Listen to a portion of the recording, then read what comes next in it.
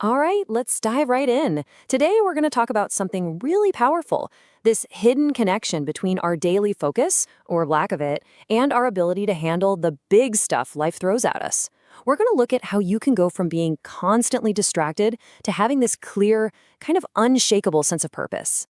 So let me just start with a question for you. Think about your day so far. What was that one little tiny thing that just completely threw you off? Maybe a slightly weird email, or you couldn't find your keys.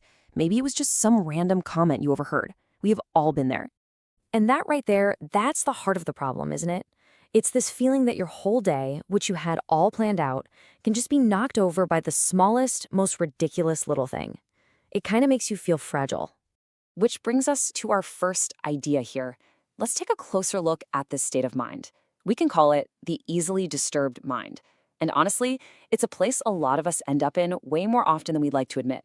Just look at these. You can see how it's this vicious cycle, right? When your attention is fragile, any little problem feels like a huge crisis. Criticism cuts way deeper because you don't really have a strong anchor inside you.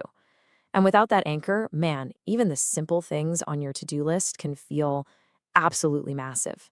It's just exhausting, constantly reacting to things instead of acting with any real intention. So, what's the real reason we feel so fragile? Let's dig into the root cause of all this distraction. We need to get to the why behind it all. And that's the big question, isn't it? Why does this happen? Is it just that we're not disciplined enough, or we're not trying hard enough? Well, the idea we're exploring today suggests it's something much, much deeper. It's like a fundamental piece of the puzzle is missing. And here it is. This is the central idea.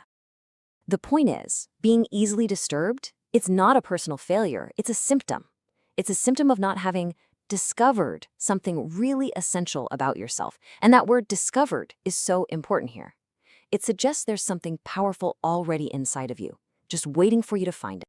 So that leads us to the solution. And listen, it's not some quick fix or a simple productivity hack. It's framed as something much bigger, a quest for purpose, a real journey to find your own direction. So when we say purpose, what are we really talking about? It's not some vague, out there concept. It's your central focus. It's the answer to that big question, what am I really here to do? It basically becomes your personal North Star, the thing that guides all of your decisions and all of your efforts. And that's why this isn't just a nice to have. It's presented as a fundamental need. Without that internal compass, we're just adrift, We're getting tossed around by whatever happens during the day. But with it, we finally find some solid ground to stand on. So what actually happens when you find your purpose? Well, the change is huge. This next section, the power of focus, shows the incredible shift that happens when you find that resilience. I mean, just look at the difference here. It is so stark. On the left, you've got a mind that's just caught in a storm. It's fragile, it's easily derailed. But then look at the right. With a discovered purpose, everything changes. Your purpose acts like a shield. It makes your attention focused and strong. The very things that used to completely knock you off course, now they just bounce right off. And this, right here, this is the incredible payoff. Notice the huge shift in language. We're not talking about minor inconveniences anymore. We're talking about the largest setbacks. That's the transformation, from being derailed by trivia to being able to handle real adversity. Your purpose becomes your anchor in the biggest storms of your life. So how do we make that shift? How do we get from being completely overwhelmed by setbacks to actually taking them in stride? Our final section here lays out the path forward. The path to this kind of resilience is actually a pretty clear 4-step process.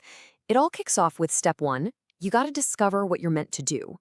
But finding it is just the beginning. Step 2 is to focus, to constantly, day in and day out, keep your attention on that purpose.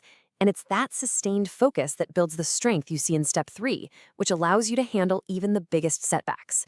And from there, you can finally get to step 4, to move on and take challenges in your stride. Take it in your stride. Just think about what that really means for a second. It doesn't mean you won't have challenges. Of course you will. It just means those challenges no longer have the power to define your path. They become part of the journey, not a dead end. And that is the ultimate expression of the kind of resilience that's born from purpose. And so we end right here with the very question that starts this entire journey. And this isn't just some philosophical thing to think about.